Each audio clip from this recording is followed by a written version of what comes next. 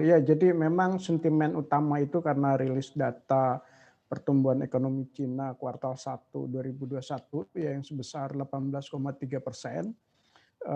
Namun demikian ada faktor lain yang sangat, penting yaitu memang tren kenaikan impor batu bara Cina meningkat pesat ya dalam 3 bulan terakhir ya.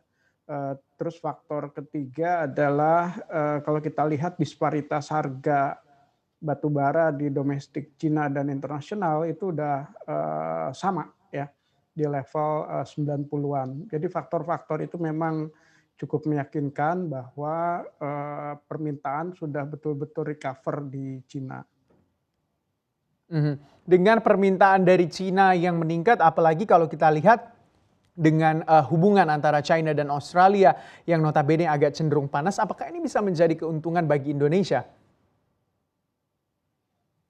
Ya, sampai titik tertentu memang berdampak positif ya, ya ekspor kita, ke Cina, ekspor batu bara memang juga meningkat.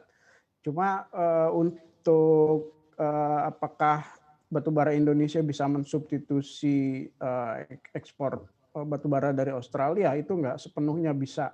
Karena, Cina itu kebanyakan Australia itu kebanyakan mengekspor, high calorie ya.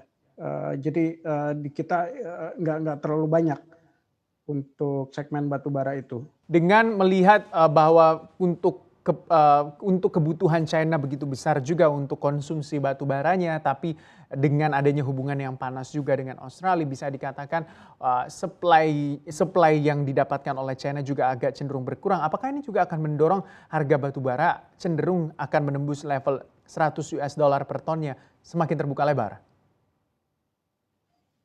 Eee, saya pikir harga di 90-an tuh udah tinggi sekali ya.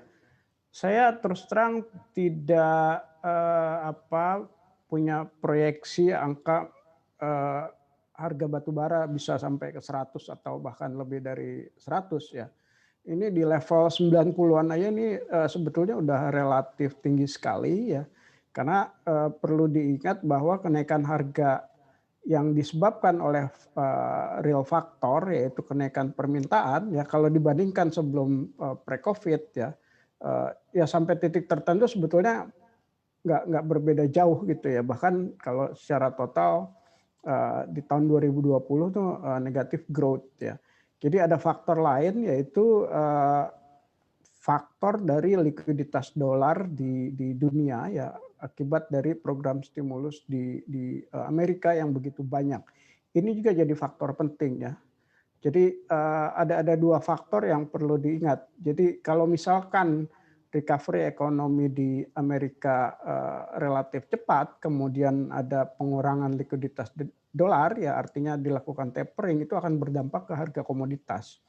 Jadi, ini nggak sepenuhnya harga sampai 90 ini akibat, real demand gitu. Mungkin itu yang perlu digarisbawahi ya. Jadi akan sangat sulit untuk bisa tembus ke 100 saya pikir, kecil kemungkinannya.